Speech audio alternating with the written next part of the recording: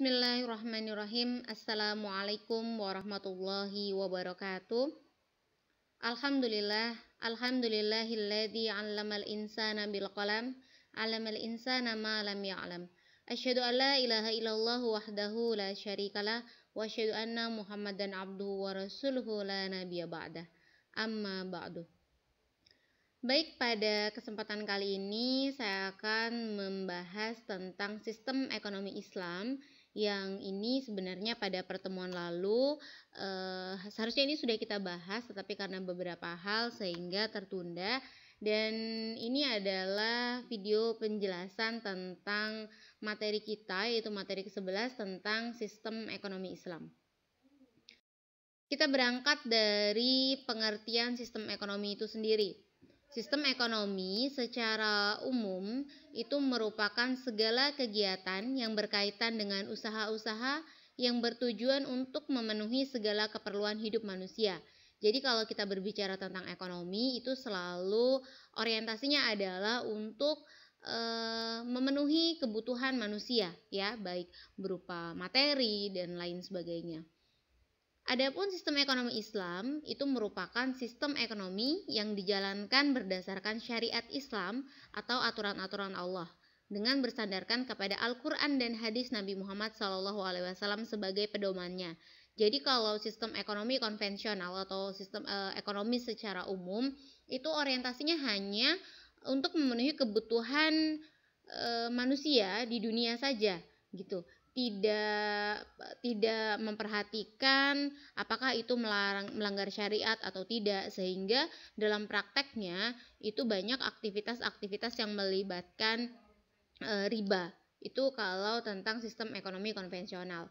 Tapi kalau sistem ekonomi syariah atau sistem ekonomi Islam ini selalu menjadikan Al-Quran dan hadis ini sebagai pedomannya.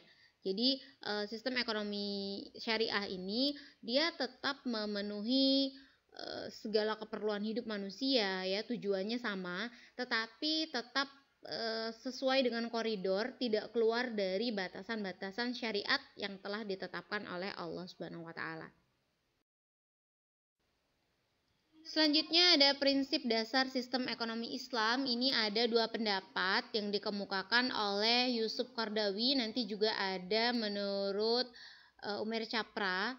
Ini ada menurut Yusuf Qardawi ada dua prinsip. Yang pertama bahwa sistem ekonomi Islam ini merupakan ekonomi rabani yang syarat dengan arahan dan nilai-nilai ilahiyah. Ini jelas ya bahwa sistem ekonomi secara Islam atau sistem ekonomi syariah itu selalu memperhatikan nilai-nilai ilahiyah, gitu ya, syariat-syariat yang ditetapkan oleh Allah. Kemudian yang kedua, prinsip yang kedua yaitu sebagai ekonomi insani, sistem ekonomi dilaksanakan dan ditujukan untuk kemakmuran manusia. Ini sesuai dengan pengertian ekonomi yang kita bahas tadi ya, bahwa sistem ekonomi itu tujuannya adalah untuk memenuhi kebutuhan manusia, gitu. Jadi sistem ekonomi menurut Yusuf Qardawi ini juga tidak lepas dari insani, ya, tentang kemanusiaan, yaitu untuk memakmurkan kebutuhan manusia. Selanjutnya ini pendapat menurut Umair Capra, sistem ekonomi Islam adalah ekonomi tauhid, yang mana dia berprinsip bahwa yang pertama, semua faktor ekonomi termasuk diri manusia pada dasarnya adalah kepunyaan Allah dan kepadanya dikembalikan segala urusan. Jika seseorang sudah memegang prinsip ini, maka dia tidak akan menghalalkan segala cara untuk mendapatkan uang, ya. Jadi dia tidak mengabaikan syariat-syariat atau batasan-batasan yang telah ditetapkan oleh Allah, karena dia meyakini bahwa sekeras apapun dia berusaha untuk mencari uang, jika Allah berkehendak untuk mengambil kembali harta yang dia peroleh, maka itu bisa diambil oleh Allah, gitu. Jadi dia meyakini bahwa segala sesuatu itu kepunyaan Allah dan akan kembali kepada Allah. Dalam surat Ali Imran ayat 109 ditegaskan, Bismillahirrahmanirrahim, walillahi ma fis samawati wa ma fil ard wa ilallahi turja'ul umur. Kepunyaan Allah lah segala yang ada di langit dan di bumi, dan kepada Allah lah dikembalikan segala urusan. Prinsip yang kedua menurut Umair Capra tadi, Melalui aktivitas ekonomi, manusia dapat mengumpulkan nafkah sebanyak mungkin, tetapi tetap dalam batas koridor atau aturan main.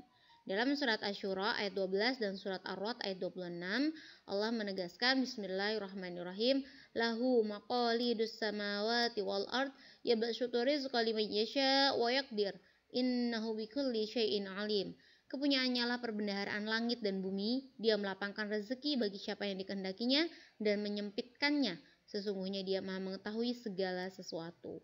Ini jadi prinsip kedua menurut Umair Capra itu bahwa manusia boleh halal-halal saja, sah saja mengumpulkan nafkah, mencari uang sebanyak mungkin, tetapi tidak boleh mengabaikan aturan-aturan yang telah ditetapkan. Kesimpulannya, sistem ekonomi Islam ini bersifat ilahiyah insaniyah, ya, bersifat ilahi dan insani, bersifat terbuka tetapi selektif, gitu ya, terbuka, dia membuka semua peluang-peluang, inovasi-inovasi itu dibutuhkan dalam sistem ekonomi Islam ini, tetapi harus tetap selektif. Sesuatu yang haram harus tetap diharamkan, sesuatu yang halal itu boleh dilakukan. Sistem ekonomi Islam mengenal toleransi tetapi tidak mengenal kompromi dalam menegakkan keadilan. Ya, toleran tetapi tetap tegas. Tidak berarti toleran kemudian hal yang haram ditolerir menjadi halal, itu tidak, ya. Sesuatu yang prinsip itu tetap ditegakkan gitu, tidak ada toleransi jika itu mengenai syariat atau larangan-larangan Allah. Ini ada fondasi sistem ekonomi Islam yang mana di sini dijelaskan ada 4 fondasi, ya, setidaknya ada akidah, syariah, akhlak, dan ukhuwah. Apa itu akidah, syariah, akhlak, dan ukhuwah? Akidah merupakan dasar mengenai kepercayaan ataupun keyakinan atas keberadaan dan kekuasaan Allah Subhanahu wa taala. Sedangkan syariah merupakan ketentuan hukum Islam yang mengatur seluruh aktivitas manusia, baik hubungan vertikal maupun horizontal.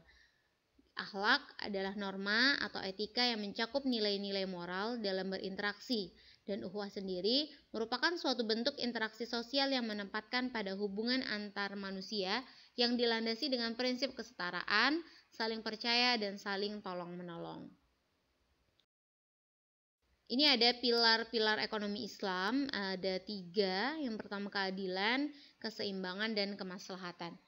Keadilan yang dimaksudkan di sini yaitu keadilan dalam aktivitas ekonomi, yaitu aturan prinsip muamalah yang melarang adanya unsur maghrib. Maghrib ini singkatan dari maisir, gharar, haram, dan riba. Jadi dalam menegakkan perekonomian Islam itu harus adil. Yang dimaksudkan adil berarti tidak mengandung unsur maisir. Maisir itu adalah perjudian. Ya, jadi dalam perekonomian orang itu tidak boleh mencari uang, ya, memenuhi perekonomiannya dengan cara maisir, dengan berjudi. Kemudian horor itu adalah untung-untungan, untung-untungan itu adalah mengadu nasib gitu, ya. Kalau dia beruntung ya dia dapat, kalau nggak beruntung ya sudah gitu. Misalnya lotre itu, ya, kita pasang uang, kemudian kalau kita beruntung dapat lotre, kita dapat apa yang kita inginkan, tapi kalau kita tidak beruntung ya uang kita hilang itu. Ini gharar itu tidak dibenarkan dalam agama, ya. Jadi sistem untung-untungan seperti lotre itu diharamkan, tidak boleh. Kemudian tidak juga mengandung unsur haram dan riba. Selanjutnya keseimbangan. Keseimbangan ini meliputi pengembangan sektor keuangan dan sektor real dan pemanfaatan serta pelestarian sumber daya alam. Terakhir, kemaslahatan. Ada kemaslahatan yang dapat dimaknai sebagai segala bentuk kebaikan dan manfaat dalam segala aspek secara integral yang tidak menimbulkan mudarat. Kemaslahatan itu kalau simpelnya kita biasa sebut adalah kebaikan, ya. Jadi ada kebaikan-kebaikan, manfaat-manfaat yang ada dari dalam perekonomian tersebut yang tidak menimbulkan mudarat atau keburukan, ya. Mudarat itu bisa diartikan keburukan, kerugian, kemudian bahaya, kerusakan, itu pokoknya mudarat, sesuatu yang tidak baik. Adapun tujuan sistem ekonomi Islam, tujuan utamanya yaitu untuk kesejahteraan dunia dan akhirat. Kalau sistem ekonomi konvensional itu orientasinya hanya dunia saja, ya, mencari keuntungan di dunia saja. Tapi kalau sistem ekonomi syariah atau sistem ekonomi Islam ini orientasinya adalah dunia akhirat. Dia mencari keuntungan untuk memenuhi kebutuhan di dunia, tetapi juga menjadi tabungan amal di akhirat. Karena sistem ekonomi Islam ini didukung oleh ziswaf. Ziswaf itu zakat, infak, sedekah, kemudian wakaf, yang mana kita tahu bahwa ketika kita bersedekah, ketika kita zakat, itu hakikatnya kita sedang mengumpulkan tabungan-tabungan amal untuk di akhirat gitu ya. Jadi untuk kemakmuran di bumi juga untuk beribadah kepada Allah, itu orientasi dari sistem ekonomi Islam. Selanjutnya, konsep dasar ekonomi Islam. Ini ada 7 konsep dalam ekonomi Islam. Yang pertama, Islam menempatkan fungsi uang bukan sebagai komoditi, melainkan hanya sebagai alat tukar. Jadi tidak menjadikan uang sebagai satu-satunya prioritas, tetapi hanya menganggap uang itu sebagai alat tukar saja. Kemudian Islam mengharamkan segala bentuk riba. Ini jelas ya. Islam tidak menghalalkan berbagai bentuk kegiatan yang mengandung unsur spekulasi di dalamnya. Contohnya goror, itu tadi ya, untung-untungan lotre, itu tadi tidak dibenarkan jika ada unsur spekulasinya. Kemudian harta harus berputar sehingga tidak boleh berpusat hanya pada segelintir orang. Jadi kalau dalam perekonomian, dalam bisnis misalkan, tidak boleh hanya orang-orang itu saja yang mendapatkan untung sementara pihak lain merasa dirugikan. Ini adalah sistem bisnis atau sistem ekonomi yang tidak dibenarkan. Jadi harus sama-sama diuntungkan. Misalnya dalam jual beli. Jual beli itu antara penjual dan antara pembeli harus sama-sama untung. Ya, si penjual itu untung dari hasil penjualannya, si pembeli itu tidak merasa rugi dari barang yang telah dia beli gitu ya, karena itu sesuai dengan harga yang dia bayar gitu. Jadi harus sama-sama menguntungkan, tidak boleh hanya segelintir orang atau hanya beberapa pihak saja yang diuntungkan. Yang keempat, bekerja atau mencari nafkah adalah bentuk ibadah dan merupakan kewajiban manusia. Ini tadi dibahas juga sudah ya, bahwa dalam sistem ekonomi Islam itu prinsipnya dia untuk memenuhi kebutuhan di dunia dan merupakan ibadah, karena selalu dikaitkan dengan amalan-amalan yang menjadi tabungan di hari akhir. Kemudian seluruh bentuk kegiatan ekonomi yang dilakukan harus bersifat transparan dan adil. Itu melakukan suatu pencatatan pada setiap transaksi, terutama yang tidak bersifat tunai dan adanya saksi. Contoh dalam hutang piutang gitu ya.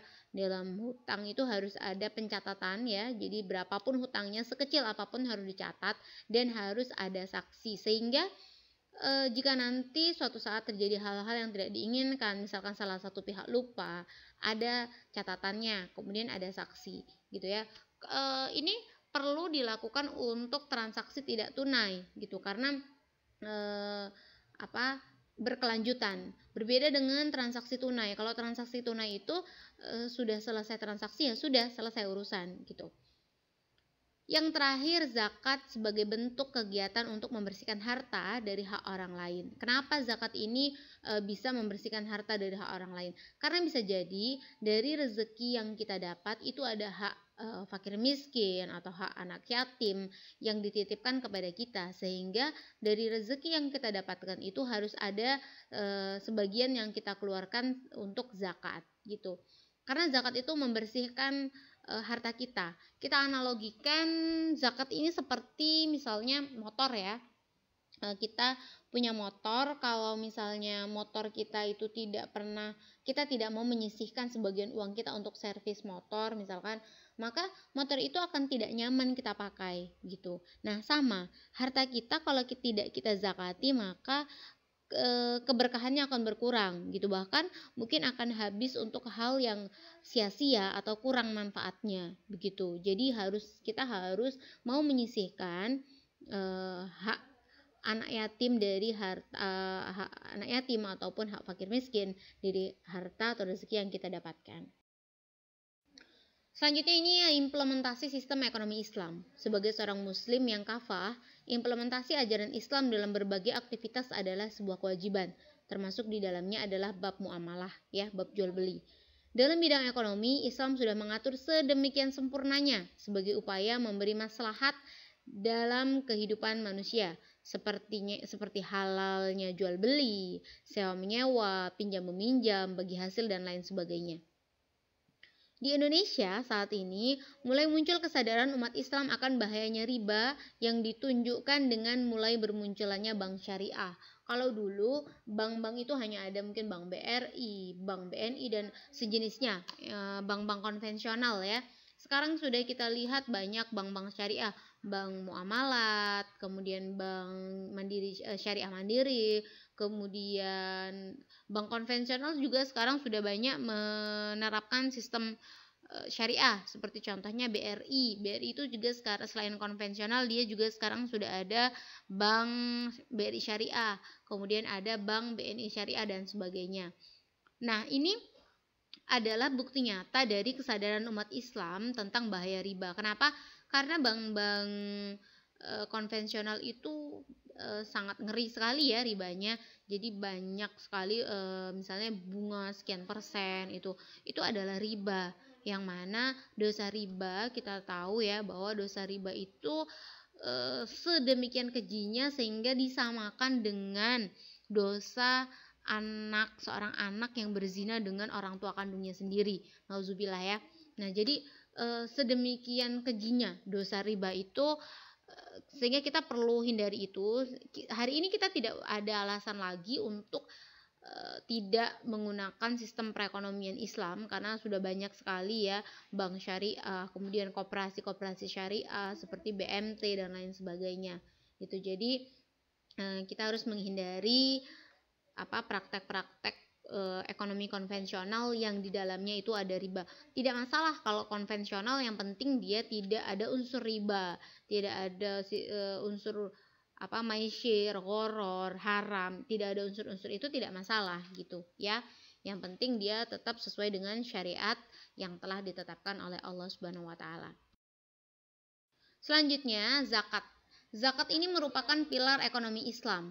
Kita lihat terlebih dahulu zakat secara etimologi dalam kitab Mu'jam Wasit, itu seperti yang dikutip oleh Dr. Yusuf Qardawi, adalah kata dasar yang berarti berkah, tumbuh, bersih, dan baik.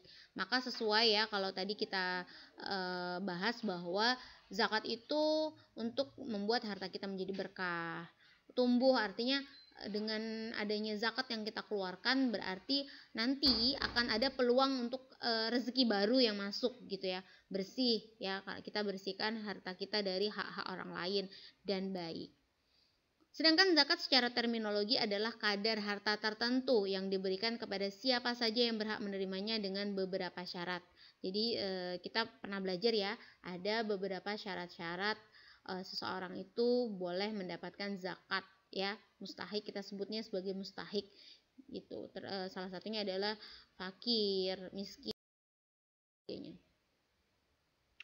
Kemudian ayat zakat ini ada Bismillahirrahmanirrahim. Khudh min amwalihim shadaqatan tutahhiruhum wa tuzakkihim biha wa sholli 'alaihim inna sholataka sakanul lahum wallahu sami'un alim. Ambillah zakat dari sebagian harta mereka. Dengan zakat itu kamu membersihkan dan mensucikan mereka, dan mendoalah untuk mereka. Sesungguhnya doa kamu itu menjadi ketentraman jiwa bagi mereka, dan Allah Maha mendengar lagi Maha mengetahui. At-Taubah ayat 103. Ini adalah salah satu ayat yang menegaskan untuk menunaikan zakat. Masih banyak lagi ayat-ayat lain ya, misalnya aqimus shalah wa atuz zakah, dirikanlah salat dan tunaikanlah zakat dan lain sebagainya. Ini banyak ayat-ayat tentang zakat. Kemudian ini ada peran zakat. Zakat sebagai bagian integral dan tidak dapat dipisahkan dari kehidupan umat Islam. Zakat untuk pembangunan moral, sosial, dan ekonomi umat khususnya umat Islam ya. Jadi zakat itu kan dialokasikan untuk pembangunan moral, untuk sosial ya kan, membantu fakir miskin, kemudian bisa didonasikan kepada orang-orang yang tertimpa bencana dan lain sebagainya. Zakat sebagai instrumen fiskal pemerintah atau negara. Ini ada potensi zakat. Hasil penelitian IMZ tahun 2009 menyebutkan potensi zakat sebesar 15 triliun. Forum zakat menyatakan ada 17,5 triliun. Kemudian Basnas menyatakan bahwa per tahunnya di Indonesia ini bisa terkumpul dana sebesar 217 triliun dari zakat itu. Perhitungan sederhananya seperti ini. Perkiraan jumlah penduduk miskin Indonesia itu 15% atau sekitar 34 juta dan jumlah penduduk muslim sebesar 200 juta. Sementara dari jumlah penduduk muslim setelah dikurangi jumlah penduduk miskin yaitu 166 juta, 10%-nya dikategorikan penduduk muslim produktif. Maka semestinya tidak kurang dari 16 juta penduduk muslim telah menjadi wajib zakat. Jika dari 16 juta penduduk muslim wajib zakat rata-rata membayar zakat sebesar 1 juta per tahun, maka potensi zakat minimal mencapai 16 triliun per tahun. Gitu. Ini kalau minimal zakatnya 1 juta per tahun dari jumlah 16 juta penduduk muslim itu tadi.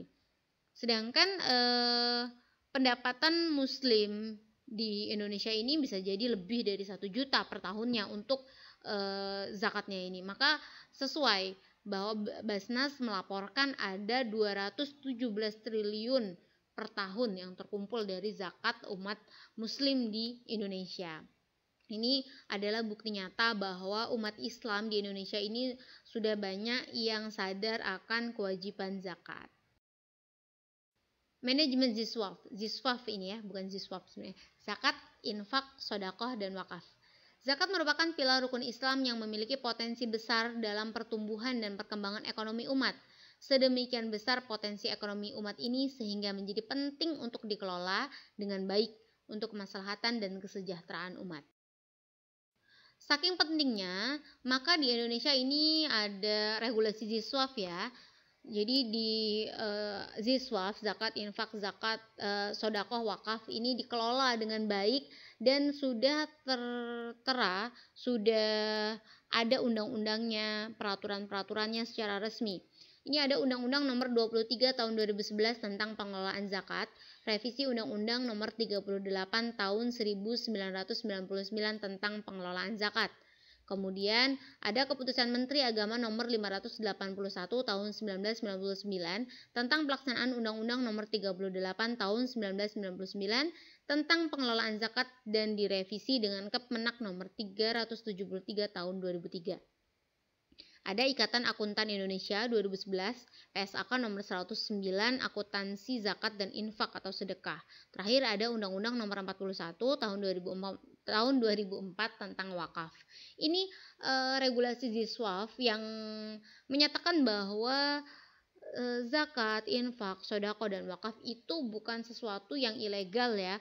Jadi meskipun penduduk di Indonesia ini tidak 100% muslim, tetapi negara memperhatikan sedemikian rupa tentang regulasi Ziswaf ini sehingga sudah termaktub dalam undang-undang dan keputusan menteri. Nah, karena saking pentingnya ini ada juga organisasi pengelola zakat OPZ ya. Jadi karena sebegitu seriusnya negara kita menangani tentang zakat, kemudian infak, sedekah dan wakaf ini ada organisasinya. Organisasi tertinggi dari pengelola zakat itu adalah Presiden Republik Indonesia. Presiden menaungi Menteri Agama yang mana di bawah Menteri Agama itu ada Basnas, Badan Amil Zakat Nasional, dan ada LAS, Lembaga Amil Zakat. Nah, Basnas ini ada fungsinya adalah sebagai unit pengumpul zakat yang mana di bawah Basnas ini ada Basnas tingkat provinsi dan tingkat kabupaten.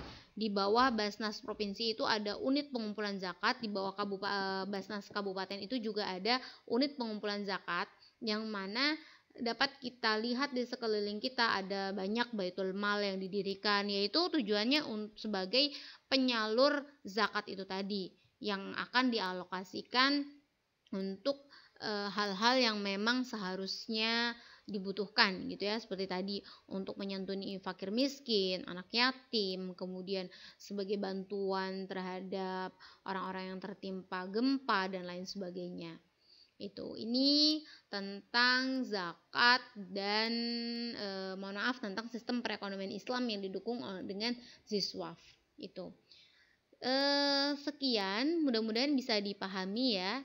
Nanti kalau ada yang belum bisa dipahami atau mungkin ada hal-hal yang mengganjal yang menjadi bahan pertanyaan, boleh ditanyakan di kolom komentar. Mudah-mudahan bisa dipahami. Sekian, terima kasih, mudah-mudahan bermanfaat. Saya akhiri, Assalamualaikum warahmatullahi wabarakatuh.